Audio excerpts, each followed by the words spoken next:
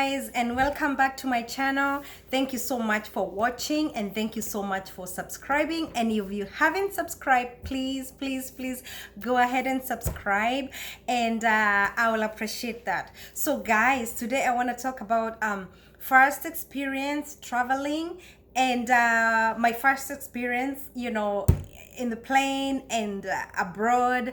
And I know all of us, we have stories. If you have traveled abroad, you have stories, you have those culture shocks and stuff like that. So I want to share part of my story. So guys, the first time I traveled was so many years ago, I can't remember, but it was a long time ago. And guys, oh my goodness, I remember the first time, when I got my visa. No, the first time I traveled to UK. And I remember I had applied for a visa and actually got denied. And for me, at that time, traveling was not a big thing since I was in college. I was too young. I didn't even know much. But my brother was kind of pushing it because he was in UK at the time. So he was like, oh no, I want you to come over here. So I got denied. And he wasn't happy about my denial. So he went ahead and he contacted the embassy, and he complained, and he was like, hey guys, you can't just deny my sister a visa like that. So he wrote them a really long letter, and actually they heard his complaint, and they issued me a visa, because I had on my visa, on my passport, I had a denial stamp and I had a visa stamp. So that was really weird, So anyway, so I got a chance to go to UK first time.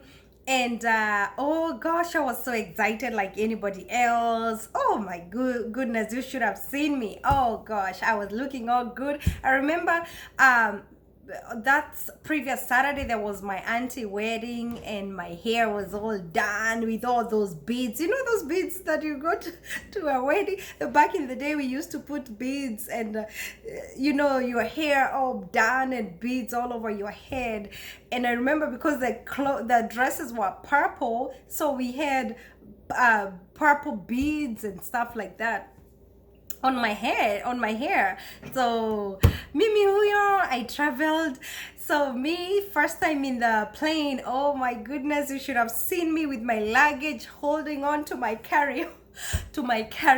It was so funny because the guy who sat close to me, next to me, he was a Kenyan too, and he was a Kikuyu guy, and he was like, oh, girl, I see, is it your first time traveling? I said, yes. I was so naive. I didn't know what's happening. I didn't know what to do next. So I was carrying my carry-on like this. Everybody is just staring, but this guy was like, no, you don't carry your carry-on. You put it in a luggage section, So from the carry-on section. So he said, let me help you.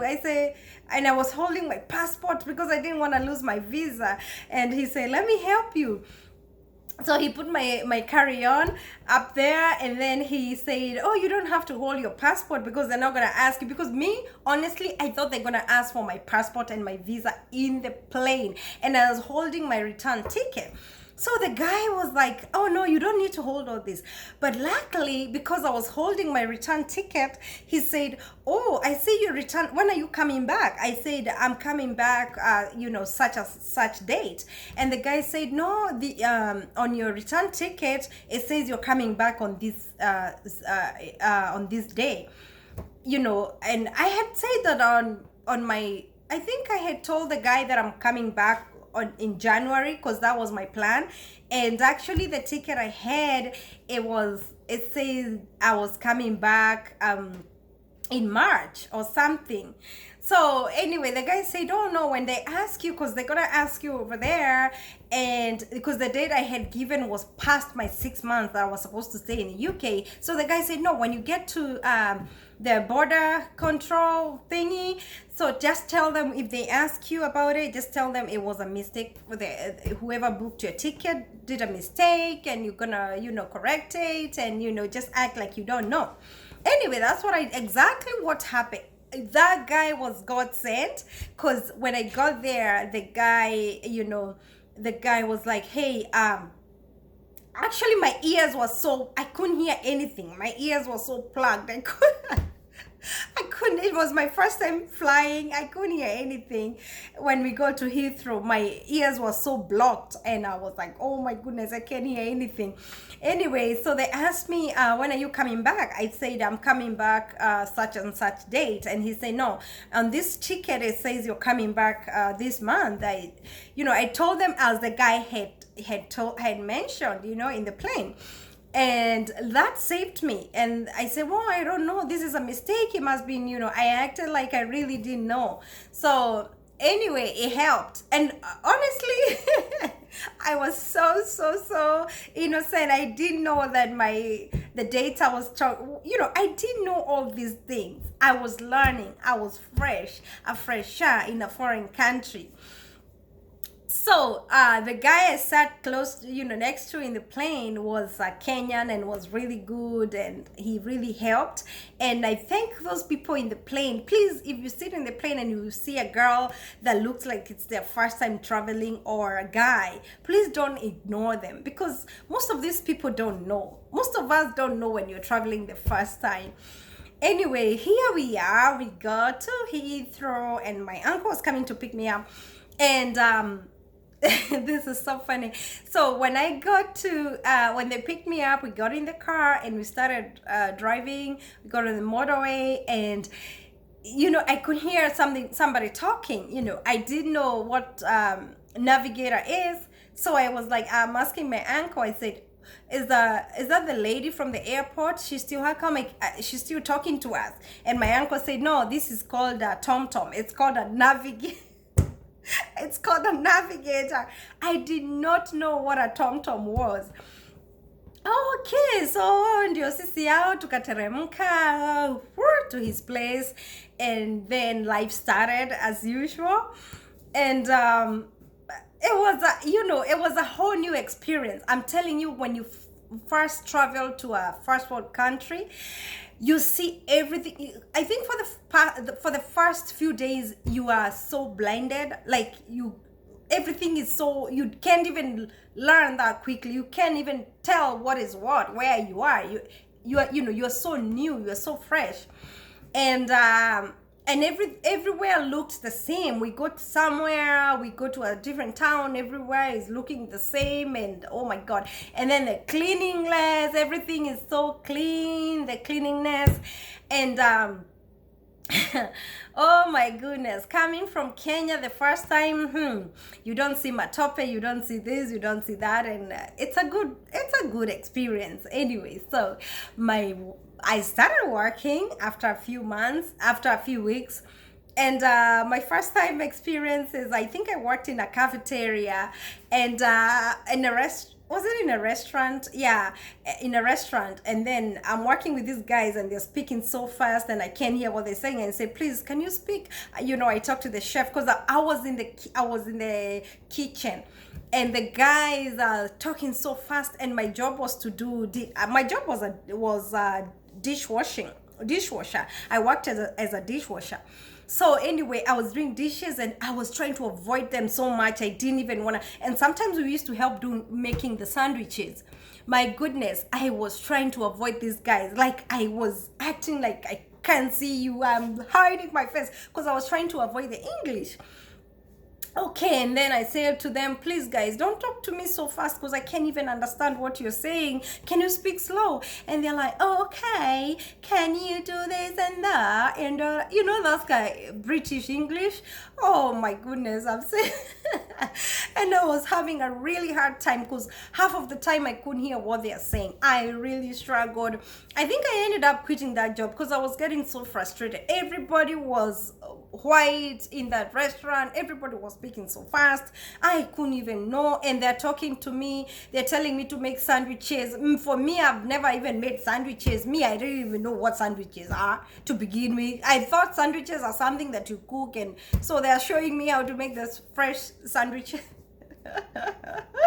Anyway, guys, so life moved on. I got another job in factory, and we were packing, what were we packing? We were packaging some stuff, and you know the mails that you get every day, the junk mails. We were packing those kind of mails, and actually the first 2 hours I got fired. Because I was doing it so slow. I was packing so slow, and I was working with some people from Poland, and you know those people are fast. Oh my goodness, Polish people can be fast. So I got fired. I started crying, and I didn't know what to do. And then I told my auntie, I said, I got fired. And he said, don't worry, you get another job. And then I got a caregiving job. And this caregiving job, for me, I have never done caregiving work. I have never cared for any older person. I had never ever cleaned anybody's poop. Guys, here comes somebody poop themselves and pee themselves, and you have to clean them, and oh Jehovah, my life has finished. I really wanted to go back so fast. Like, honestly, the first month I was giving up. I really wanted to go back. So the lady training me, she was a Nigerian, and sometimes some Nigerians ladies, they can be mean. So she was like, hey, why are you acting like you don't know? Why are you acting like you never cleaned poo before? Can you do this? Can you do that? I said, I've never done it. I've never even taken care of an adult. I've never even done diapers for an adult. Please be nice. I said, why are you so slow? This is why I don't like working with this girl. Hey, stop acting like this. Oh my gosh, she was yelling at me. And for me, I'm so scared. I'm just following her. She was taking advantage of the whole time. For me, the whole time she was yelling at me and telling me not to be so slow. And me, I've never done this job. Oh my God, it was so hard. It was hard cleaning poop the first time, but girl, I got used to it. And right now, if you bring me that older person, I will clean them like never before. And actually, let me tell you guys, people from Kenya, people in Kenya, they hear stories of, naenda kuosha toshosho. It is a good job, and it is very rewarding. Sorry, excuse my English. Oops, please, I'm a Kikuyu. My English is going the other way. And let me tell you guys, it's a really rewarding job, and you get paid, but above all, you have to have the heart for it. When you're cleaning people, or when you're doing caregiving job, it's just a job like any other job, but it's a job that needs you to have a heart for it. If you don't have a heart and loving, kind, you have to be very kind to those people. You have to have a good heart. It's like you're taking care of your grandma or taking care of a grandpa. And actually, when you come across the patients that they have dementia, they don't have memory, they forget. Oh my goodness, let me tell you guys, right now, my favorite people to work with are the elderly. I love working with the elderly. Yes. Oh, you bring on, and I can clean you, I can take care of you. They are wonderful, they are lovely, and they have very lovely stories. Oh, anyway, I got used to the job, and I loved it, and the experience was good. At the end of the day, I'm happy. I was happy doing my job. I was happy doing what I was doing. And the lifestyle over there, not in UK, it's not so bad. I didn't like the weather at all. I hated the weather. 1 minute it's snowing, the next minute it's raining, the next minute it's hot, the next minute it's windy.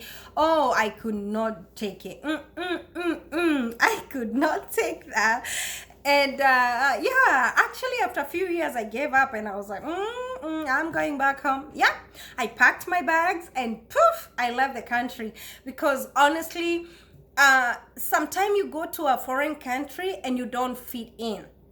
And especially if you're young and you are not used to hustling, you're not used to a hard life, you're not used to being on your own and making your own decisions and running around chasing money. For me, I didn't see the point. Everybody was like, oh my God, Betty, why are you going back? Why are you going back to your car? Why are you going back to Kenya? Are you crazy? I was crazy. I went, I booked a one-way ticket and poof, I left the country. I did not want to care because I didn't love for me there was nothing. That was nothing. It was nothing to live in UK for me at that time. Anyway, it's so funny because when I left the country, I got home, then I started regretting because I didn't have money, and I was like, my goodness, that was the worst mistake I did. I didn't have the money, and then here I am in Kenya, all the struggles. Oh, now that was a whole different story because life did not turn out to be the way I expected it to turn out, and things did not go well. So I regretted so much for leaving UK anyway. I had that was my own cup of tea. I had to enjoy it. And so anyway, long story cut short, here I am, got a chance, boom, USA, and that is where I live now. And guys, I'm telling you, it's a whole different world and a whole different culture shock. Here in the US, life is so different. It's still the same as the UK, but at least there are some things that are, for me, I prefer living in the US because I don't know, so much, food choices, restaurant choices, and I like the fact that there are so many different states. You can travel from one different state to the other and you feel like you're going to a whole different country.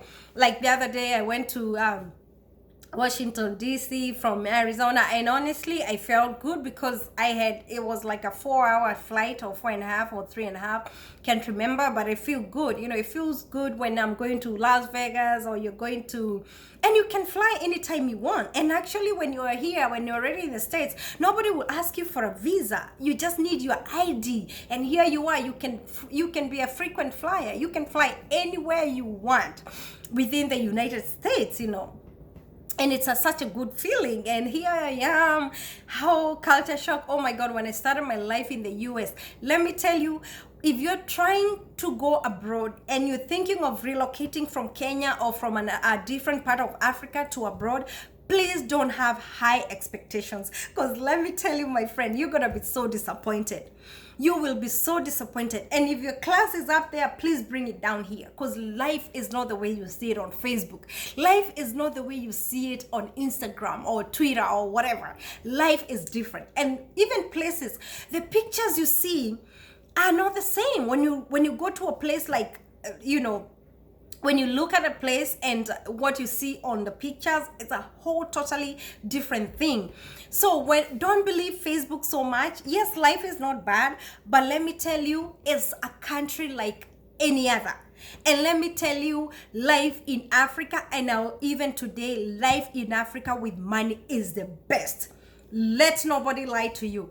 I know for sure from my own experience and from so many other people, if you have money and you are in Kenya or in other part of Africa, please stay there. Just get a visa and come visit, then and go back, because back home life is so good.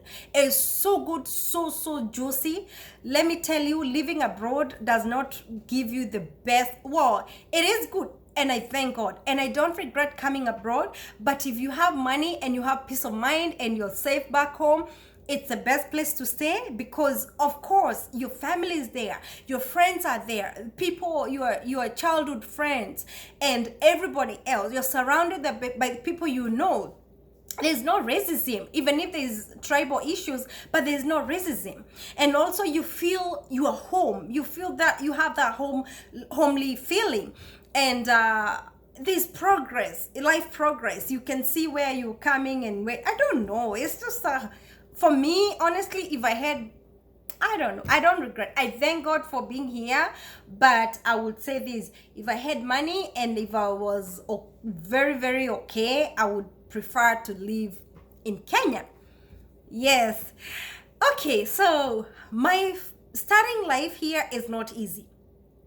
And especially starting life in America is not easy at all. Even in UK or Europe or whatever, life is not easy when starting abroad. And please don't have an expectation that somebody is coming to host you, or my uncle lives there, my auntie. No, if you're not coming to your mom and dad, and if you're not coming, even your siblings, you'll be so disappointed. Please don't have high expectations at all. So anyway, for me, I came here. When I moved to Arizona, I didn't even know anybody at all. So I was introduced to someone, and life started from there. So I'm not gonna go back to telling you how it started, but I'll tell you I had some challenges here and there. And they are good challenges because they taught me, and I had some ups and downs, and I took it all in positively. And let me tell you, if you're coming abroad, you better be positive, because if you're negative, you give up, out of survive upper, you're gonna go back feeling so depressed. So please, for me, when I started my life, I had such challenges. I didn't even have my son with me. I left my son. I got reunited with my son after 4.5 years. I was here by myself. Sometimes I could cry. Sometimes I could, because you don't have friends. It's so hard to make friends.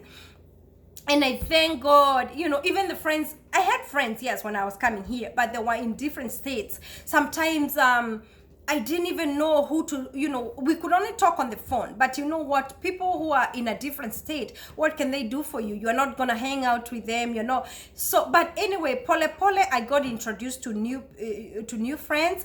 And I thank God for them, because they made my life easier, even if we could not meet so much. But, it's so hard to make friends in this country. Oh my God. And especially the part I live in Arizona,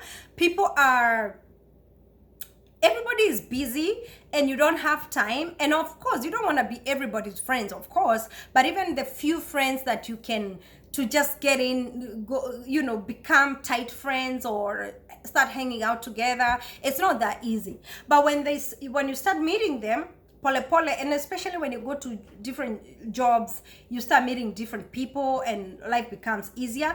But for me, at first, it was so hard. I was lonely. And I met a friend online on Facebook, a girl on a diaspora page. Up to date, it's going 7.5, 8 years. She's still my friend. Oh my God, she knows me. I know her. All the steps, all the struggles, everything we shared. I remember I had a job. Oh my God, I used to sleep in a storage. I used to sleep in a storage, and then I wake up. And it was a living job. I wake up and this guy, I'm asking him, you waking up in the morning and at night, because I used to work at night. So I go to sleep during the day, and this storage, the same people are using the same storage, and my bed was in a corner. I wake up, I go, in the evening, sijapata usingizi vizuri because they were busy using the same storage.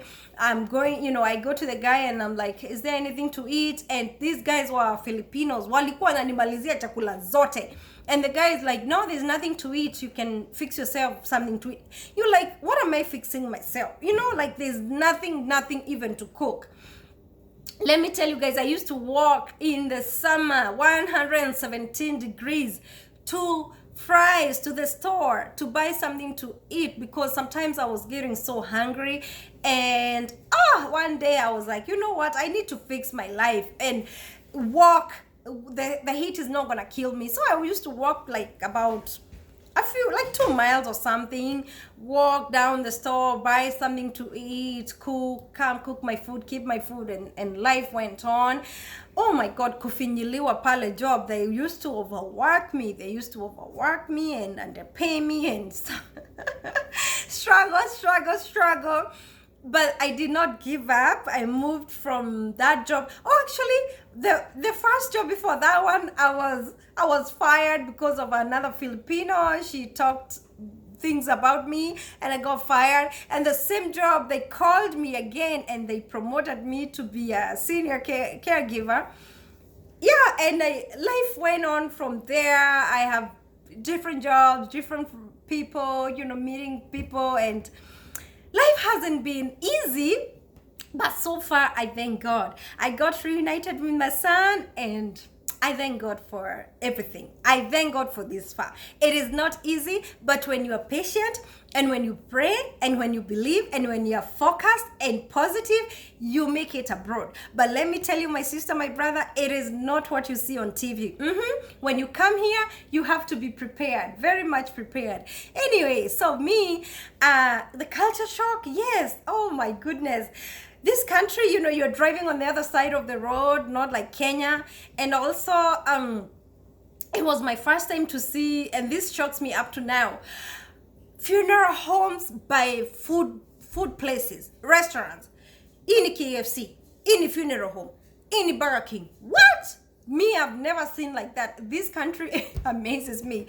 And for the first time I see, I saw, for me, the picture I had from back home, let me tell you, was funeral homes are supposed to be somewhere very far away, where by the hospitals. Oh no, here a funeral home can be by an eating place or somewhere, a gas station. You see a gas station, a funeral home. You're like, what? Nache wakiamka usiku and they start chasing you, or when you're eating unaona kimtu kimetoka huko kwa mocha. Oh my goodness, yeah. In America you see a funeral home here. That's one thing that shocked me.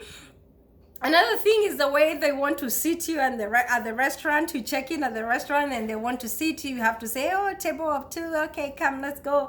That's another thing. I wasn't very much used to that. Also, the kind of the thank yous, and please and all that. I was like, ooh, I'm not used to all these thank yous and please. Like I have to excuse me every single minute. And also, what else? So much. There's some differences here and there, so, from back home. And even people welcoming you in supermarkets. Oh, hi, how are you today? Welcome to Walmart, or welcome to Wells Fargo Bank. Somebody welcoming me to a bank. Back home, you'll meet an askari telling you to line up and do this and do that. But here, if you go in a bank, they're gonna, hey, hi guy, welcome to Bank of America. Hi, welcome to Walmart, or some, like they welcome you, they thank you, they do. There's a lot of thank yous and thank yous and thank yous and please and sometimes I don't find it necessary. Okay. And then I have never seen a country that people open up so much. You meet someone 1 minute at work. Ooh, Jesus, they will tell you about everything within a single minute. Oh, yeah, I live with my dad. My dad kicked me out. I do this. My mom did this. My brother got married. Oh, I got divorced 2 times or 3 times. And they'll tell you their life story. They open up so much. That kind of shocks me, because back home people are so, like, they don't want to open up, and you care who are you telling. Here people open up. Right now, sometimes I do Uber driving, and yes, I get some stories people tell me are so interesting, because they tell me I am driving somebody 5 miles and they will tell me their life story in those 5 miles. Ooh, Jehovah. Very good stories. And it's good when somebody want to open up. Why not open up? And actually it's addictive, because me sometimes I find myself opening up too fast. Like I meet you and I can tell you my whole life story within a second. Anyway, so another thing that really, was a culture shock is kind of food, because I remember my friend was telling me what she did at work, and it was so interesting. She was told to give her patients Jello, and she's looking in the pantry, what is Jello? She doesn't know what Jello is, and she picks a can of jelly, the peanut butter jelly, ya kupaka mkate, the jelly, and akaeka kwa tubakuli, akaanza kupatia patients wake, anawapatia residents atuwakule. Hii jelly ya kupaka inaitwa nini? Strawberry jam. Ni kama jam, bako mtu nasamanga jam. Yeah, akaanza kuwapatia na tubakuli wakule. And then another one akaambiwa apike.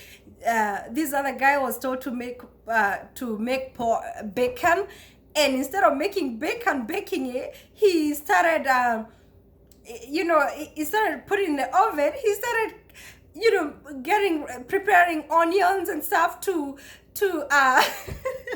kukaranga bacon. Oh my goodness, that was so funny. And also Wingida told me, another patient said, oh, you're from Kenya. Oh my God, they told me in Kenya, I had a caregiver from Kenya. I told him to make me a sandwich, and he was asking how to make a sandwich. Like, he thought sandwich is a dish you make. Oh my goodness, some things are too quite. Now see, we are not ignorant, but let me tell you, it depends where you come from. From Kenya, some places, ooh. Like for me, nilikuwa nimetoka Ushago, I was from my village, and I didn't even know what some of the food are, what some of these are. Anyway, another thing, culture shock. I'm trying to think what other culture shocks. Anyway, there are quite a lot. Some things you experience here, you have never experienced them back home. And even carrying kids in the car, like you cannot just put your kid in the front. It depends with age. They have to sit at the back. They have to be sitting in your right chair, chairs. Car, like my little girl back home, when you have a baby, you can hold your baby in the car. Here, they have to sit in a car seat and face backward. They cannot face forward until they are 2. And I still struggle with that, because I'm like, why can't she sit and look at us? It's different from back home, because back home you just hold your baby and you go. And also obeying the rules, obeying the traffic rules. You have to sit there and wait for the lights to turn red. You cannot just go. Even if you are alone in the middle of the night, you have to wait for your lights to turn green. That's another thing. And oh my goodness, what else? I don't know. It's quite a lot. It's a whole different continent and a whole different experience here and there. And even the way people are so honest, it still really surprises me. Like now, during this COVID time, they are so, you just check somebody, oh, I want to check out the house. You just post you give them your ID, send them a picture of your ID, and they'll give you the code to the house. Like, just because you send somebody a picture of your ID, they can show you they can give you the code to a house if, for example, you want to rent a house or buy a house. And that surprises me. The amount of honesty, people, majority are very honest. Unlike back home, even the way like Amazon comes and delivers a package outside, and it's just sitting there all day and nobody's touching it. Oh my goodness, those are good. It's good, when you live in a country where safety and honesty, people are really honest. And even if you drop like your purse, and it has your documents, and people can tell you, hey, umeangusha kibeti, and they will give it to you.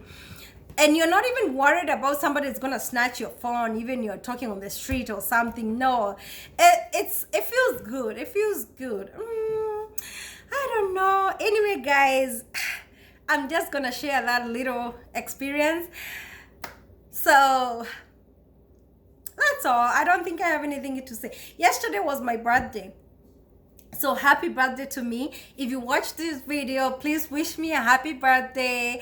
I am aging. I am a mother of 2. And